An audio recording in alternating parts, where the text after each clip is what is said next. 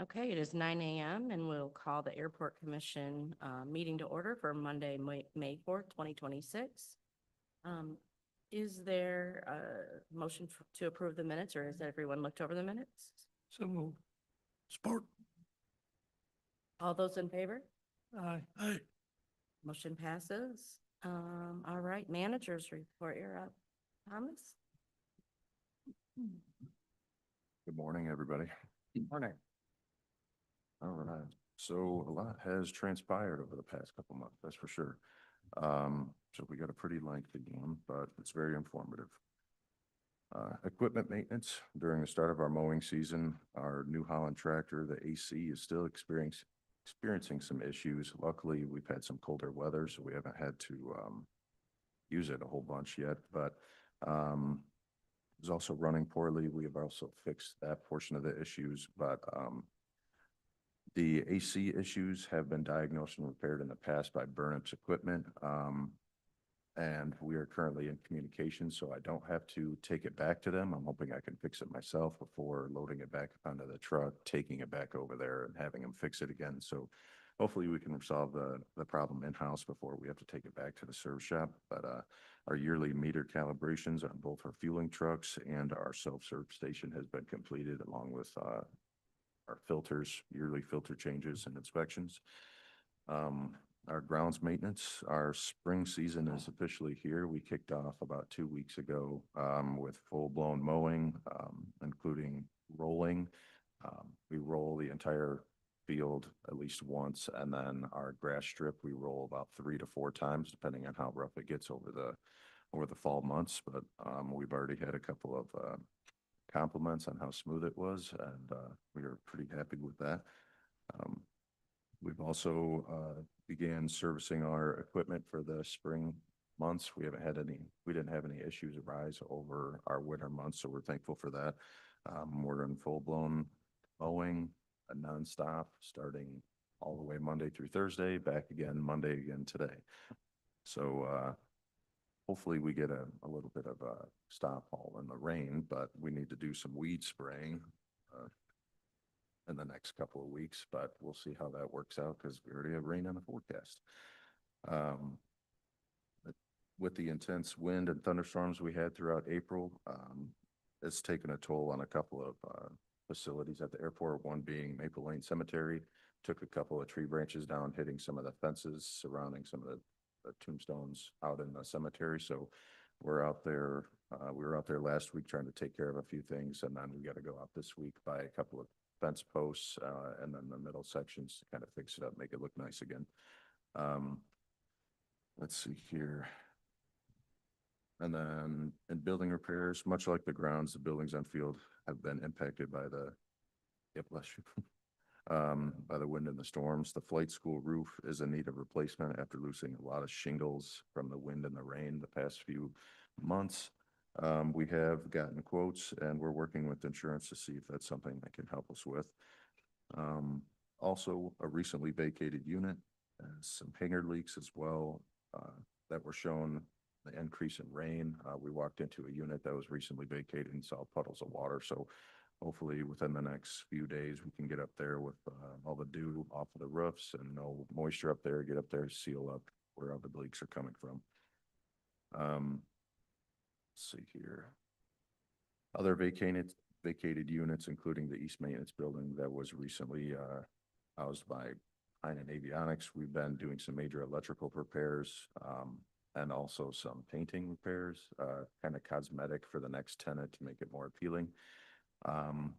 Also, one of the other T units on field had some electrical issues from the previous tenant. We had Adrian Electric and Generator come out and assist us with that because it was a little bit out of my reach.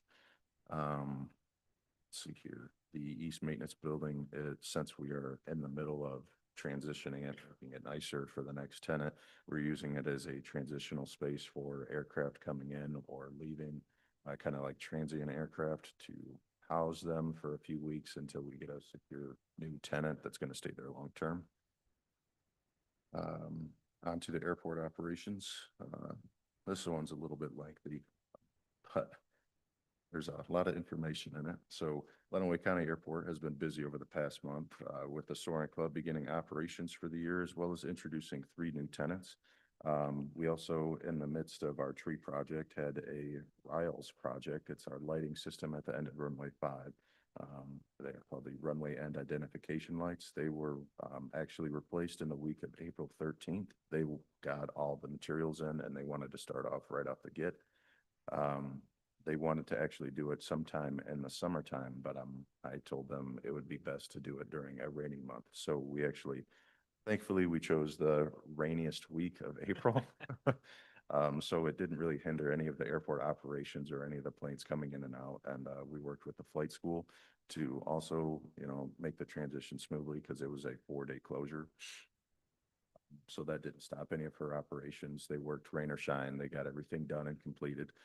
We're waiting on, let's see here, the reflective shields that sit on top of the lights to alleviate the glare and intensity at the end of the runway. I believe those were set to come in on Friday and they should be out sometime this week to put those on. And then the last thing we have to do for that project is the FAA flight check. We are talking with a couple of people over there to figure out when is the best time for them to fly in, because they will come in, they will do a complete overview of all of our lighting systems on the airport, make sure the angle, the brightness and intensity is all taken care of, and then they'll give us a check, to take the NOTAM off so they can be in operational use again. Next was a security issue that we had on the airport, Saturday, April 25th. During a routine security camera check, we always check our cameras over the weekends while we're not there. I try to do it, 4 or 5 times a day to make sure everything's okay over there. But during one of the checks, a white motorcycle was seen inside the airport perimeter with a middle-aged gentleman that was not familiar to any of the staff. We all, I sent a picture to everyone on staff and even the flight school, and no one knows who this person was. The man was seen wandering aircraft parking ramp area, and then before walking east, down to the east maintenance and our P units and all that stuff, leaving his motorcycle parked near the FBO. We were forced to call the law enforcement around 9:25 p.m. Once law enforcement arrived, they worked with some of the flight school students that were already there to take a look at all of the flight school units inside of the units to make sure he hadn't disappeared in there trying to do anything damage-wise. Let's see here, they worked with them, and then surrounding the airfield before attempting to locate the motorcycle driver, a sheriff's office deputy on scene reached out to airport staff around 10:30, indicating that the man was located in a neighboring house to the airport. He decided to walk in. He was not of sound mind. We had them take care of that individual. I don't know what happened after the fact, so we will be looking for that report in the next few days. And then we had the motorcycle towed off of the premise. With this incident taking place, after hours, increased security protocols are going to be implemented, as well as continuing routine surveillance of the grounds. We want to thank the local law enforcement for their quick response time and locating the trespasser as well. Some of the new security protocols will be locking the gates, and then we're also going to be pursuing a electronic gate for our most often used hangars down one side. It's going to have like a code or key fobs or something like that, so that gate can always remain closed. Sometimes that gate stays open because some of the tenants don't like to get out of the car and reclose it at the end of the day or something like that. But I always like to make sure it's closed at the end of the day, but after hours, I can't really adhere to that. So hopefully we can get that moving forward at some point. And then lastly, in the last week of April, Siena Heights University hosted their farewell gathering featuring the R&B artist Flo Rida. The artist was able to, or we were able to accommodate the large Gulfstream 4, bringing in Flo Rida and his team to Lenawee County. With the rapid rise in fuel prices, it was a priority to still remain competitive to incentivize larger aircraft such as this one to utilize the airport. They ended up taking about 750 gallons of fuel. That was a nice fuel sale over the weekend. Office and maintenance staff were able to fully accommodate him and the passengers while maintaining a secure perimeter on the field at all times. So we were very thankful for that airplane coming in. That completes my manager's report. Is there any questions? Sounds like an exciting month, though. Yeah. No questions? All right, we'll move on to the finance report. The finance reports are in your packet and they are dated as of April 27th. On the revenue side, you can see we're approximately 16.1% of revenue. And on the expense side, we are at about 16.61% of expenditures. You'll also notice under the legal phase section, this is the section that applies to the tree project. We do have some revenue that has come in, and we do have a little bit of expenditures that have gone out in professional contractual. Overall, we are at a 28.68% of the budget, and the benchmark is 32%. So if anybody has any questions, I will try to answer those. Very good. Any questions? No? All right. And, other business tree project update. Right. So here's another one that's been very long and time consuming for a phase one project, unfortunately, but so the tree project started at the beginning of the year. I believe that was what, February timeframe, March. So they came in, we had no issues, no problems. They came in, cut down all the trees down to the bases. Everything was cut in the time frame for the feds and the environmentalists. Everything had to be cut down in a certain time frame. So therefore, that portion of the project went very smoothly and, didn't have any issues there. After that fact, we put a stop onto the project because we were waiting on frost laws to lift for them to bring in heavy equipment and so on and so forth, for them not to create more ruts and damage to the lawns because of all the rainwater, just how bad the yards really were.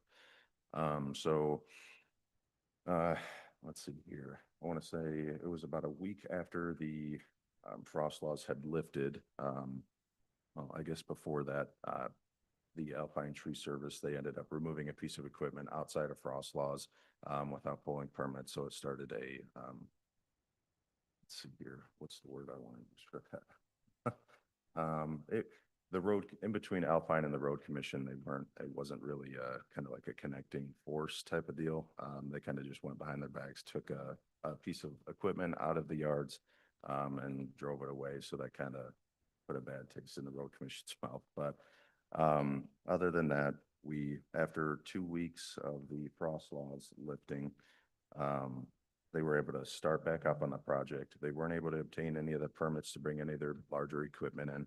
So they had to come up with a new plan, bringing smaller tracked equipment in and bringing in temporary driveways, kind of, going around any permits, but still maintaining legalities.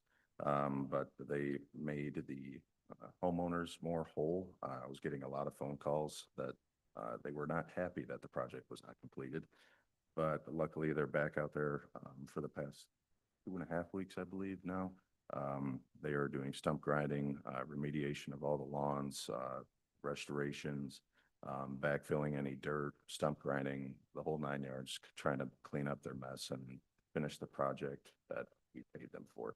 So they're actually out there working today. I drove through the neighborhoods this morning. They're doing a great job starting back up and working around any of their bad things that they've done in the past. So, but that's what I have on the tree project right now. I know that was kind of all, spaced out, and I'm sorry about that, but it's been a process, that's for sure. Any questions for Thomas?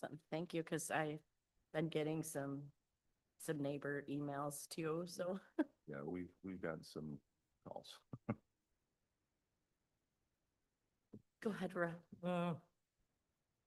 There was a separate project on a piece of private property in a fence row. Remember, I discussed that at a prior meeting, and how's that doing? He's referring to the farmland that had a long line of trees that needed to have some replacements done. I'm sure it's on. They weren't in the subdivision. It was Oh, out in- they were on the other side. Yeah. Oh, I would believe that was a Shadwell property. Okay, yeah, so they, took care of all the trees on that portions of property as well. They cleaned out all that stuff, so, they took care of that actually before, I want to say before they cleaned up the neighborhood, so they kind of took care of that one right away. They got the stump grinder over there. The only thing they left over there, I believe, was just, brush, kind of like a wind barrier for all the crops over there. But other than that, that portion of the project went smoothly and there was no hiccups over there. Thank you. Go ahead, please. So does that take care of this phase of the airport and the tree situation? Are they all taken care of? So we were kind of on, the back end of the project. We're getting close.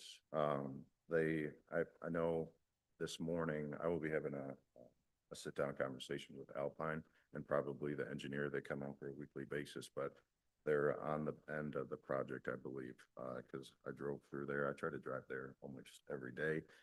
They actually already started seeding most of the lawns that they had stump grinded and backfilled dirt.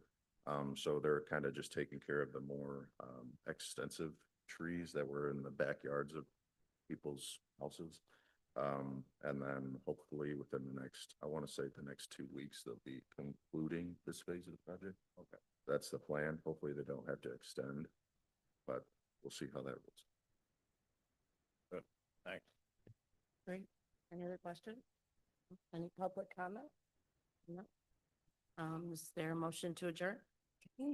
Board, All those in favor? aye. We're adjourned.